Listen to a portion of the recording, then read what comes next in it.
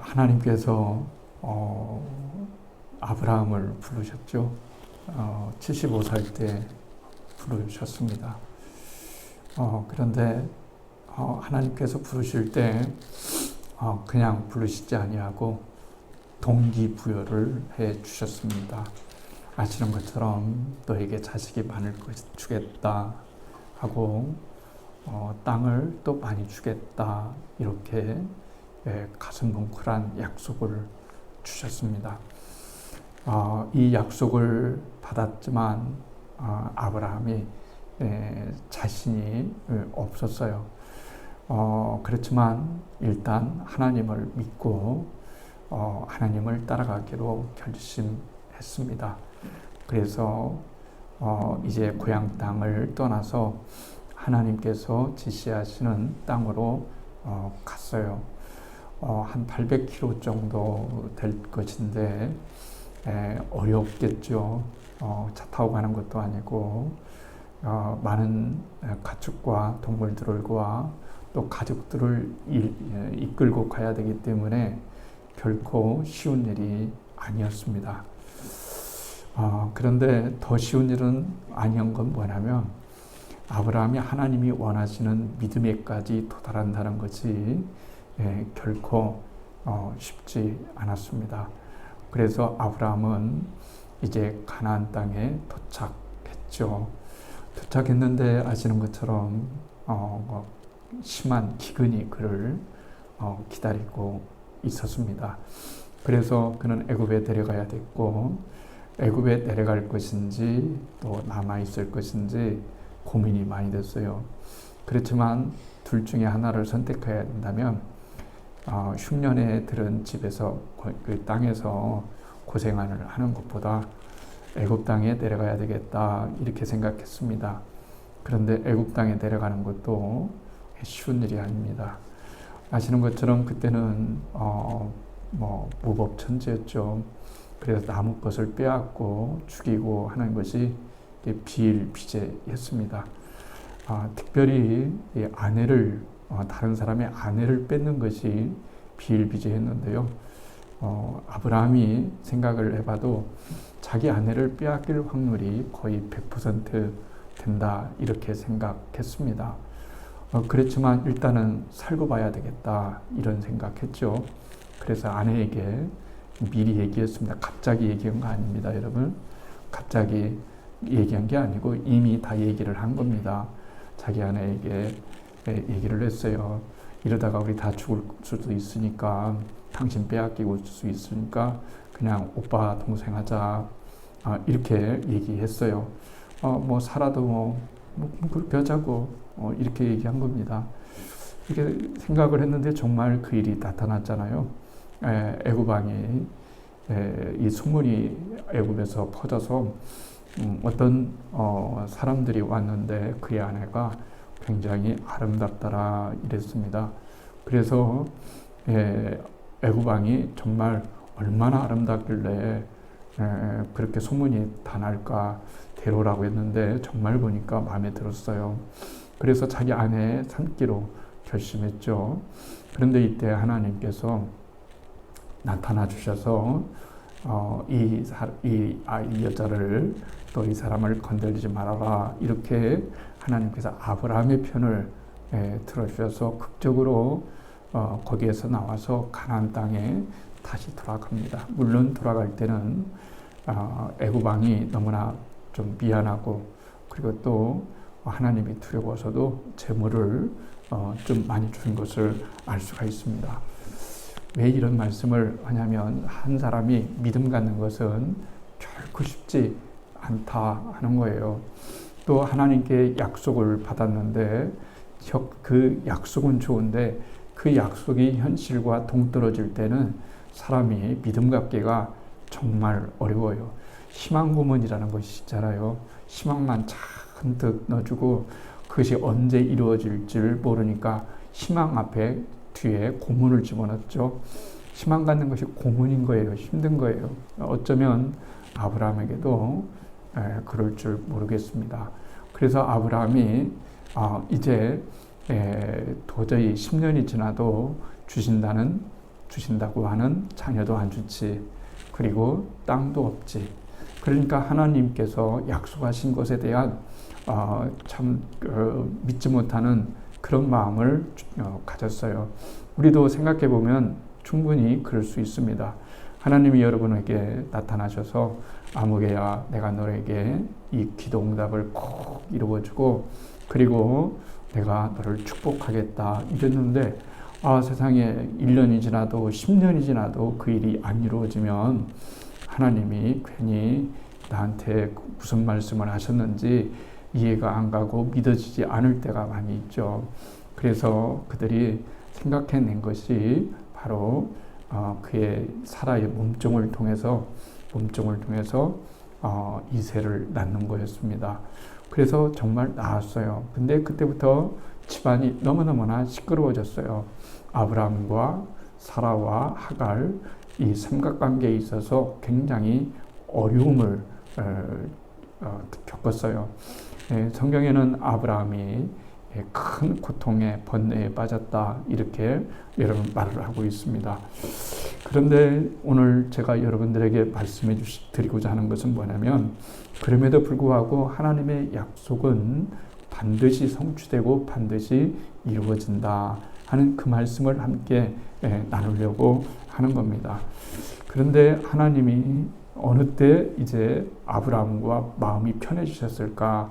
아브라함을 서로 대하는 게 편해지셨을까? 했을 때 하나님께서 이제 나타나셔서 거의 이제 100세 가까울 때 나타나셔서 1년 앞두고 나타나셔서 아브라함을 데리고 밖에 밤에 나타나셨는데요. 텐트 밖에 나아가면서 저 하늘을 바라보면서 한번 보아라. 셀 수 있겠냐? 그러니까 저 별을 주님 어떻게 다 셀 수 있습니까? 저 별들처럼 그리고 땅의 티끌처럼 못 세는 것처럼 너에게 약속한 것을 내가 반드시 주겠다 그랬어요. 그런데 그때의 아브라함이 믿음이 들어간 거예요. 그래, 하나님이 주신다고 했고 하나님이 약속하신다고 했고 하나님이 그렇게 된다고 하셨으니까 믿어야지. 믿습니다, 주님. 이때부터 하나님과의 관계가 아브라함의 관계가 신뢰의 관계가 되었고 생명의 관계가 되었다 하는 것을 알 수 여러분 있는 거예요.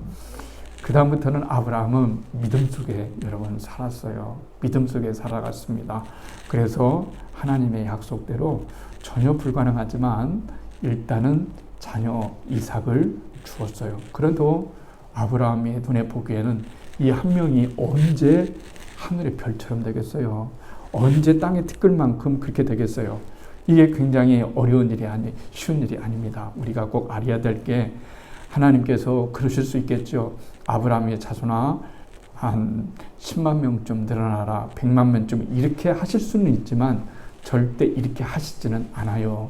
왜냐하면 하나님은 우리 인생에 따라서 우리 인간의 자연 법칙을 특별한 것이 없는 한 거스르지 않기 때문에 그런다는 사실을 우리는 생각해 볼 수가 여러분 있습니다. 그리고서 아브라함은 그때부터 이제 비전을 가졌어요. 그래, 하나님이 여기 가나안 땅, 이 가나안 땅에 아직도 내 땅은 한 평도 없는데 이 넓은 가나안 땅을 나에게 다 주시고 그리고 이 가나안 땅에서 살 수 있는 수십 수백만의 그런 후손들을 줄 것이야 하는 이 믿음을 절대로 잊지 않으셨다는 거예요. 오직했으면 하나님께서 이것을 꼭 기억하라고 이름까지 붙여주셨겠어요. 이름까지 그랬죠. 아브람에서 아브라함으로 부르면서 네 이름을 누가 부를 때 네가 누구인지를 네 이름이 무엇인지를 생각할 때 네가 장차 모든 민족의 아버지, 모든 민족의 조상이 될 것이다 라고 하는 이 사실을 결코 잊지 말아라. 이렇게 말씀을 하시고 있는 거예요. 그래서 그는 그걸 믿으니까 하나님께서 그를 의로 여겨주셨다는 거예요. 그러니까 믿음이 굉장히 여러분 중요하죠. 그러면 아브라함은 아브라함만 믿었을까요? 그게 아니죠. 그때부터 아브라함이 믿고서 이 자기 후손들에게 이 하나님의 약속을 철저히 가르쳤어요. 하나님이 나에게 이 가나안 땅을 준다고 했다. 너희들에게 너희 후손들이 가질 거야. 그리고 너희 후손들은 지금 몇 명 안 되지만 뭐 엄청나게 번창해서 이 땅에 가득할 정도로, 그 가나안 땅에 가득할 정도로 될 거야. 이렇게 말을 했어요. 그런데 아브라함이 죽을 때는 땅 한 평이 없었어요. 그래도 믿었어요. 이게 중요한 거예요. 내가 지금 가지고 있는 것이 땅 한 평도 없어요. 그냥 하나님이 약속음으로 주신 거예요. 그럼 믿어야만 돼. 믿고 안 믿고는 당사자가 저인데 아브라함은 그것을 믿었어요. 그래서 아브라함이 죽게 되었어요. 죽게 됐는데 땅이 없잖아요. 그래서 묘지 땅을 사야만 됐어요. 그래서 햇사람에게 이 묘지 하나 될 만한 굴을 하나 이렇게 조그만하게 될 수 있는 큰 건 아니지만 샀어요. 여기까지만 보더라도 여러분 현실과 이상이 너무 많이 떨어졌잖아요. 자기가 죽어야 되는데 자기 땅이 없어요. 자기를 매장해야 되는데 매장할 만한 땅이 아직 준비가 되지도 않고 주어지지도 않았다는 거예요. 그런데 하나님께서 이 약속하신 것을 굳게 믿고 아브라함이 언젠가는 이 땅을 내 후손들에게 줄 것이다 하고서 땅을 하나 사고 거기 그 땅에 자기의 묘지를 삼았어요. 그래서 이삭에게 말을 했어요. 내가 죽으면 이 땅에 이 굴에 꼭 묻어라 그랬어요. 다른 데 아무리 좋다고 하더라도 절대로 다른 데 묻으려고 하지 말고 이 땅에 꼭 묻어라. 그 이유가 뭐겠어요? 딱 한 가지인 거예요. 뭡니까? 하나님이 약속하신 땅이니까 이 땅을 우리에게 언젠가는이에요. 내가 살았을 때, 죽었을 때, 몇 대든 모르지만 하나님이 나에게 약속하신 것은 반드시 이루어진다 하는 것을 생각을 했던 거예요. 그래서 먼저 사라가 죽었잖아요. 아내가 먼저 일찍 죽었어요. 사라가 갑자기 죽게 되는데요. 이 막벨라 굴에 묻었어요. 그리고 자기가 죽을 때 이 막벨라 굴에 묻히게 해달라고, 장사되게 해달라고 이렇게 여러분 부탁을 했어요. 왜 그런 걸까요? 그 이유는 하나님이 창세기에서 말씀하시기를 그렇게 말씀하셨어요. 너가 이 땅을 얻긴 얻는데 어느 때 얻냐면 400년 지나면 너희 후손들이 이 땅을 차지할 것이다. 이렇게 말했어요. 여러분, 그러면 너무 멀잖아요. 근데서 안 받겠다고 하겠어요? 여러분, 인생의 축복을 꼭 내가만 받아야 되나요? 그런 건 아니잖아요. 내 후손들이 받은 것이 훨씬 좋은 것이 얼마든지 있단 말이죠. 그것은 하나님의 섭리요, 하나님의 뜻이다. 이렇게 말을 할 수가 있습니다. 그래서 햇사람 소유에서 막벨라 굴을 구입해서 그 땅을 여러분 샀어요. 근데 아브라함이 너무나 좋은 사람이었어요. 선한 사람이었어요. 쉽게 말해서 덕을 많이 베푸는 사람이었죠. 그러니까 그 햇사람들이 아브라함, 이까지 거 땅, 그냥 줄게요. 그냥 무료로 받아가세요. 무료로 무덤 삼으세요. 아내를 묻으세요. 뭐 이렇게 장사하세요. 이랬는데 굳이 아브라함이 돈 주고 산 거예요. 왜 돈 주고 샀을까요? 이 땅은 장차 우리의 땅이 되기 때문에 이 약속을 절대로 하나님과의 약속을 깰 수 없다. 이렇게 생각하고 아브라함이 그 땅을 헷 족속들에게 여러분 사게 되는 거예요. 그러면 두 번째 여러분 이삭의 부부는 어떻게 살았을까요? 살았죠. 이삭과 리브가가 여러분 살았어요. 그리고 인간은 누구든지 다 죽게 되는 거예요. 다 죽게 되는 거예요. 그렇죠? 김수미 씨가 죽었잖아요. 갑자기 자다가 죽었잖아요. 누구는 다 죽어. 그런데 요즘 이 나라가 시끄러워서 다른 건 보이지도 않는데 그분이 일기를 40년 동안 썼잖아요. 그래서 그 40년 동안 일기 쓴 것을 책으로 이제 냈어요. 그런데 거기에 우리는 저 유명한 분이니까 돈도 많이 벌겠다, 유명하겠다, 말도 잘하겠다, 참 뭐 부러울 것이 없을까 이렇게 생각했는데 그 일기장에 보니까 너무 고통만 쓰여 있는 거예요. 책은 것은 뭐냐면 정말 미치겠다, 죽겠다 이러다가 정말 잠도 제대로 못 온다. 잠 한 번 왔으면 좋겠다. 이런 고통들이 이 일기장에 다 여러분 써 있는 거예요. 어디 김수무 씨만 그러겠어요. 인생을 살다 보면 어렵고 힘들고 고달픈 인생을 살아가는 것이 우리 인간이라고 여러분 말을 할 수가 있어요. 그래서 이제 이삭과 리브가도 죽고 난 다음에 어디에 묻혔느냐? 바로 막벨라 굴에 묻혔어요. 막벨라 굴에 묻혔던 이유는 뭘까요? 계속해서 그것을 대대자손손 이제 그것을 물려준 거예요. 하나님께서 나에게 이 가나안 땅을 약속하셨다.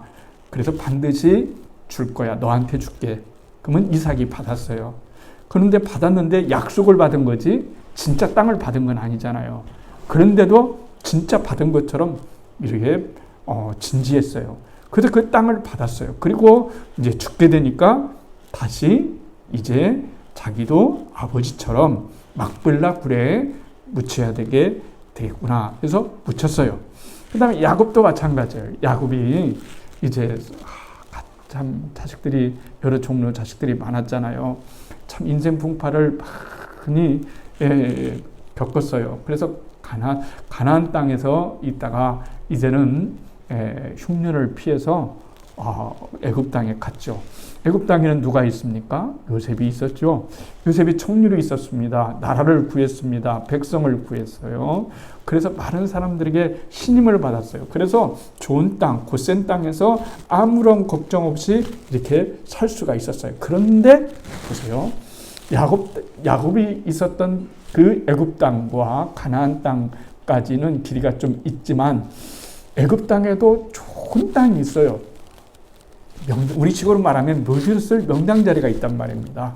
그런데도 야곱이 죽으면서 뭐라고 말씀하시냐면 내가 비록 이 애굽에서 죽지만 가나안 땅 막벨라 굴에 나도 내 조상과 함께 묻히게 해달라 그런 거예요. 이게 그냥 되는 게 아니고 놀라운 의미가 있는 거예요. 왜 놀라운 의미가 있냐면은 야곱의 3대까지 지금 3대까지 그 약속을 지금 믿는 겁니다. 1대만 하나님을 잘 믿은 것이 아니고 1대, 2대, 3대까지 가면서 하나님이 주시겠다. 너의 가정에, 너의 가문을 내가 큰 가문으로 만들어주겠다. 정말 축복된 가정으로 만들어주겠다. 그것뿐만 아니라 후손이 많아지게 하겠다. 그리고 이 모든 땅을 너희들에게 주겠다. 이렇게까지 약속을 했어요. 그런데 현실은 땅을 한 평도 없는 거예요. 그러니까 이 믿음은 언제나 우리가 보이지 않는 형태로 첫 번째 주어지기 때문에 이게 어려운 겁니다. 그래서 야곱도 막벨라 굴에 여러분 묻혔어요. 그리고 세월이 지나서 요셉이 그 땅에서 죽었어요. 그런데 사람이 죽을 때는 뭐 하는 겁니까? 유언을 하잖아요. 유언할 때도 이렇게 말했어요. 언젠가 하나님이 요셉도 믿음을 전수받았어요. 믿음을 전수받고 믿음의 유산을 받은 거예요. 그래서 요셉이 뭐라고 했냐면 언젠가 지금 우리가 이 애굽 땅에 살지만 언젠가는 하나님이 우리를 가나안 땅에 돌려보내 주실 것이다. 그 갈 때 내 유고를 애굽 땅에다가 그대로 묻지 말고 그것을 다 수습해가지고 너희들이 하나님이 약속한 가나안 땅까지 가서 거기 그 땅에서 묻어달라. 굉장하잖아요. 1대, 2대, 3대, 4대가 계속해서 하나님의 약속을 잃지 않고 그 약속의 물줄기를 잡고 이렇게 가는 거 보세요. 그때 무엇인가 땅이 주어지고 뭐 10,000평, 100,000평, 1,000,000평 이렇게 늘어나는 것이 아니고 땅 하나가 없어야지. 그냥 약속으로만 주어진 이 땅을 여러분 간다라고 하는 겁니다. 그래요. 그래서 그 땅에서 이제 하나님께서 살게 하셨죠. 그런데 하나님이 복을 주셨어요. 뭔 복을 주셨어요? 번성의 복을 주셨어요. 근데 이 번성의 복이 얼마나 중요하냐면 하나님의 약속대로 아브라함아 너 한 사람으로 시작하지만 너 때문에 수십만 수백만의 자손이 너에게 태어날 거야. 주어질 거야. 하는 이 약속을 하나님이 잊지 아니하시고 애굽에서 살아가는 백성들에게 번창과 번성할 수 있는 놀라운 축복을 주어서 뭐 밀물듯이 정말 우리나라가 지금 그래야 되는데요. 지금 그렇죠? 지금 우리나라가 번창하고 번성하고 그래야 되는데 이 인구 문제도 뭐 심각하지 않습니까? 심각하잖아요. 그래서 막 이제 사람들이 막 약속 이루어지는 거예요. 그러니까 여러분, 하나님의 약속이 내 방법, 내 뜻대로 이루어져야만 지는 것이 아니고 하나님의 방법과 하나님의 능력으로 하나님의 때, 이게 중요한 거예요. 늘 때를 말하잖아요. 하나님의 때가 있는 거예요. 다 우리는 타이밍이 있는 거예요. 주님 지금 막 현재 이렇게 얘기했지만 하나님은 우리를 향한 때를 다 가져오게 해서 정확한 그때에 정확한 축복과 정확한 약속을 이루어줌으로써 하나님의 놀라운 섭리를 우리가 얻기 때문에 우리는 언제나 하나님 내 때가 언제입니까? 하는 물음보다는 하나님이 저를 향한, 우리의 가정을 향한, 우리의 자손을 향한, 우리 교회를 향한 그 때가 언제입니까? 하는 것이 굉장히 중요한 거예요. 그렇잖아요. 우리는 지금 당장 우리 교회가 부흥했으면 좋겠어요. 정말 일어났으면 좋겠어요. 그런데 하나님이 저에게 약속했다면, 그래, 너는 뿌리고 너는 기초를 세우고 그리고 언젠가는 반드시 하나님께서 너희 교회를 쓰셔서 바다의 모래알처럼 하늘의 묵별처럼 그렇게 쓰임받게 하는 때가 올 거야. 이렇게 말씀하셨다면 여러분, 저는 어떻게 생각하겠어요? 여러분, 하나님 아무리 현실을 봐도 그럴 것 같지도 않아요. 이렇게 생각했잖아요. 그거 똑같은 거예요. 그러나 그래요, 하나님 당신의 말을 믿습니다. 하나님은 전능하신 분이기 때문에 그 일이 이루어지는 것을 믿습니다 라고 그렇게 믿었을 때 하나님이 그때부터 일을 하기 시작하는 거예요. 그래서 그 메시지가 계속 전하는 거예요. 하나님이 우리 교회를 세우셨습니다. 우리 교회를 사용하신다고 그럽니다. 이 재단에 들어있는 모든 사람들을 하나님이 복 주신다고 말씀하십니다. 제 입으로 해서 계속해서 주님 오실 그날까지 계속해서 누군가에게, 여러분 후발주자에게 넘기고 그 믿음을 쌓아간다는 것은 정말 여러분 중요한 거예요. 여기에 놀라운 하나님이 뜻이 있단 말이에요. 그래서 이스라엘 백성들이 애굽을 갈 때는 고작 70여 명, 정확히 말하면 70여 명이 되었는데 하나님께서 그 기간 동안에 400년 동안, 왜 아브라함이 그랬잖아요. 아브라함에게 하나님이 말씀하셨어요. 너의 후손이 많아지고 그리고 이 땅을 너의 후손들이 찾을 텐데 걸리는 시간 400년이야. 하나님이 나타나셔가지고 저한테 400년 400년 주님 저하고 뭔 관계가 있죠? 이럴 거예요. 그런데 신앙은 영원적인 겁니다. 제가 죽어도 제 후임을 맡고 있는 사람이 목회를 하고 또 하나님 나라에 올 거예요. 그럼 저는 물어볼 거 아니에요. 어떻게 아름다운 교회는 김아무개 권사님은 잘 있어요? 어떻게 생활 잘하겠어요? 뭐 이런 것도 물어보겠죠. 그렇잖아요. 우리는 영원에 잇대어 있기 때문에 이러한 것이 그냥 딱 끊어진다고 해서 아무런 절망하지 않아요. 왜냐하면 나는 하나님 나라에 가도 내 뒤를 이은 우리들의 후배, 우리들의 자녀들이, 우리들의 후손들이 우리의 길을 계속해서 열어갈 것이기 때문에 여러분 그런 거예요. 그래서 이스라엘 백성이 수백만 명이 여러분 되었어요. 400년 동안. 그렇잖아요. 얼마나 좋아요. 우리가 생각할 때는 처음부터 이 사람들이 노예는 아니었잖아요. 그렇죠? 노예는 아니었어요. 그냥 그쪽에 가가지고 애굽이 큰 나라니까 보호받으면서 그래서 목축하면서 자기 일하면서 이렇게 여러분 살아가는데 어느 때부터 핍박이 들어왔어요? 하나님이 복 주시던 때부터. 무슨 복을 줬어요? 번성과 번창의 복을 주실 그때부터 그런 거예요. 애국 사람이 한 명 나면은 이스라엘 백성들은 막 5명, 10명씩 이렇게 나니까 이거 두렵잖아요. 이러다가 옛날에는 수잖아요. 그렇죠? 이러다가 우리 민족이 이거 꼭 빼앗길 줄 모르겠다. 그때부터 아이를 못나게 핍박하는 거죠. 남자가 나면 죽이고 여자가 나면 살려서 그냥 종시키고 이러니까 어떻게 되는 거겠어요? 하나님께 막 기도할 수밖에 여러분 없는 거예요. 그 다음에 또 한 가지 중요한 사실이 있다고 여러분 그랬어요. 뭐라고 말씀드렸습니까? 애굽은 절대적으로 종교, 정치가 일치되는 그런 나라였습니다. 지금도 많이 있잖아요. 그런데 그 밑바닥 인생을 해보니까 바로 애굽의 신들의 신전들이 얼마나 대단하다는 것을 여러분 알게 되는 거예요. 그리고 그 제사장의 위치가 왕의 버금가는 그런 위치에 있는데 하나님께서 이들에게 너희들은 제사장 나라가 될 것이다 라고 광야에서 얘기할 때 그런 경험이 없으면 제사장 나라가 뭐지? 제사장이 뭐야? 뭐 하는 거야? 이런 경외감을 못 느끼는 거예요. 그런데 우리 같은 노예 집단, 노예 백성, 히브리 백성이 제사장을 두라가 아니고 제사장이 되어라.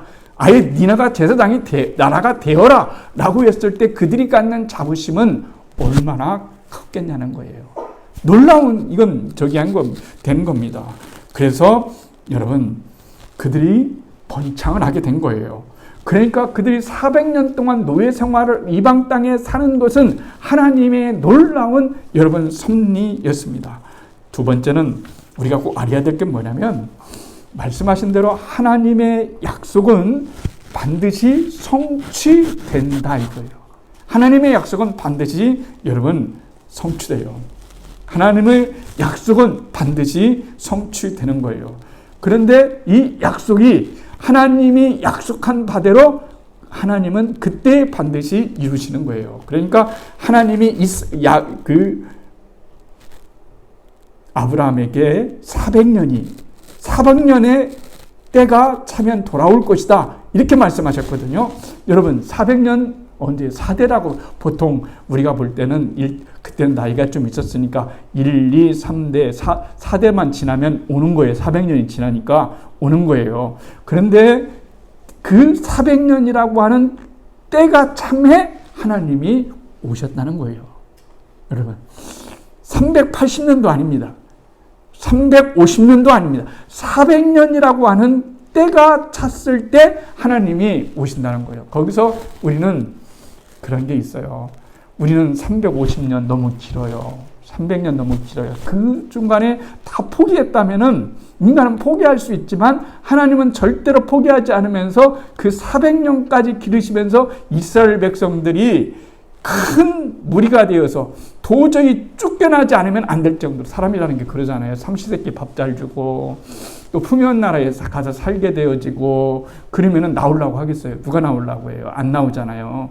그렇잖아요. 그런데 이스라엘 백성들이 안 나오면 안 되게끔 그들에게 복이 된 거예요. 복이 있는 거예요. 근데 그 복이 너무나 좋긴 한데 이 복 때문에 감수해야 될 것들이 너무 많으니까 이들이 하나님께 외치고 하나님께 기도하고 하나님께 간구하는 시간이 여러분 있었다는 것입니다. 그런데 이 400년의 때는 누구하고 때가 같이 맞는 걸까요? 놀랍게도 모세와 시간이 맞는 거예요. 이스라엘 백성들이 400년을 차야 되지만 동시에 모세도 이스라엘 백성의 지도자로 부르심을 받기 위해서는 40년이 차야 되는 겁니다. 이게 굉장히 중요해요. 여러분, 모세가 어떤 사람입니까? 왕자였잖아요. 왕자에서 쫓겨났어요. 그런데 가나안 땅에가 아니고 그 광야에 가서 여러분 살아야만 됐어요. 그러면 어렵게 산 사람이야. 그까짓 거 못 견디겠어요? 힘들죠. 그런데 왕자 애굽의 그것도 큰 나라예요. 왕자로 살다가 갑자기 쫓겨난 곳이 어느냐면은 뭐 비자금이 있는 것도 아니고요. CSA 은행의 계좌에 있는 것도 아니고 그냥 저 보이지 않는 그런 꼴짜기에 가서 40년을 여러분 살아야 되는데 만약에 이 모세가 하나님 앞에 불만을 갖고 하나님 도대체 내 인생의 때는 언제입니까? 도무지 저는 여기서 못 살겠어요. 이사 가겠습니다. 이렇게 얘기했다 봐요. 내가 도저히 이 땅은, 이 광야는 못 있겠어요. 너무 힘들어서 존재의 의미도 없고요. 존재의 아무런 의미가 없어요. 하는 게 도대체 뭡니까? 맨날 양치고 양데르고 양치고 양데르고 뭐 이런 일을 계속하는 것이 내 인생이 전부라고 한다면 도대체 무슨 의미를 하겠어요? 차라리 내가 다른 나라에 가서, 애국 말고도 다른 나라에 가가지고 거기서도 열심히 살 수 있겠어요라고 이렇게 하나님께 하고 그 광야를 떠났다면 모세는 쓰임받지 못했을 거예요. 그렇죠?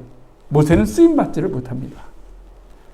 38년 동안 기다리다가 떠나서 39년째 돼도 안 됩니다. 근데 오늘 이 설교는 누가 한 거예요? 스데반이 한 겁니다.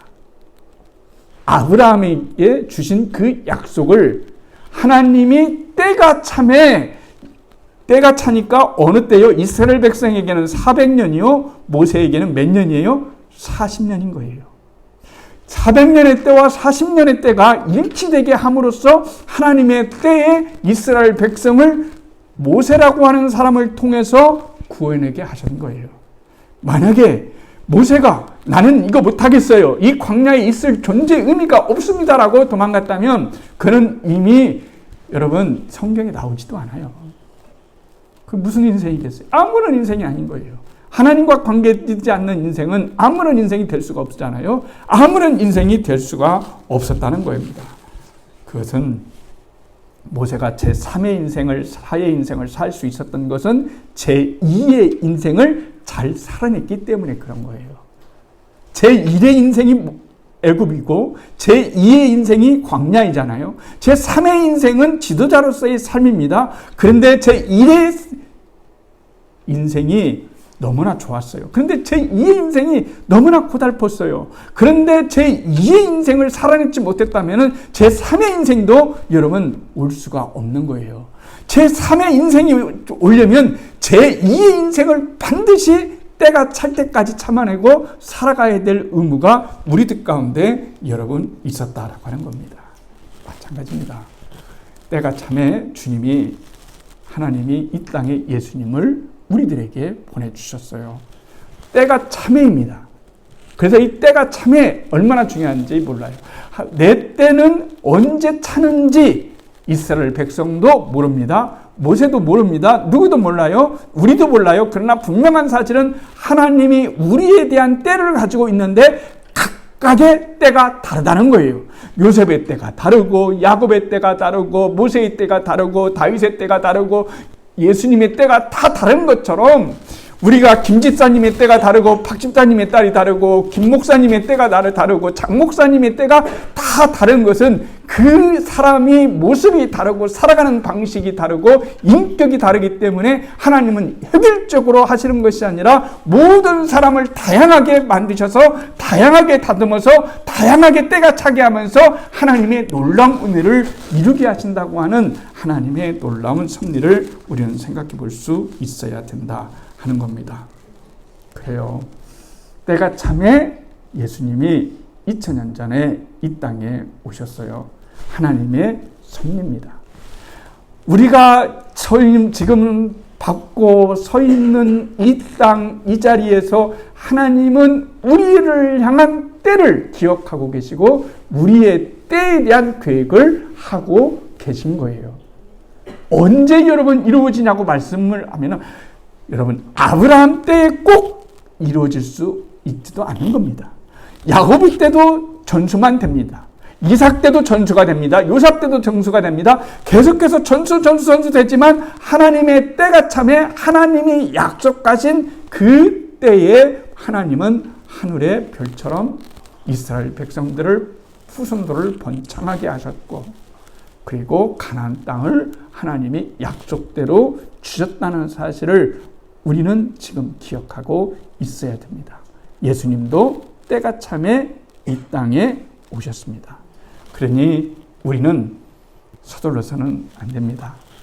하나님의 약속을 붙잡는 겁니다. 하나님이 주신 꿈을 붙잡는 겁니다. 나 하나를 통해서 이삭에게 전수되고 야곱에게 전도되고 전수되고 그리고 요셉에게 전수되고 계속해서 모세까지 전수가 되어서 마침내 이스라엘 백성들이 하나님의 약속대로 하늘의 뭇별처럼 땅의 모리알처럼 그리고 가나안 땅을 소유하고 더 넘어 우리에게는 어떤 약속이 있습니까?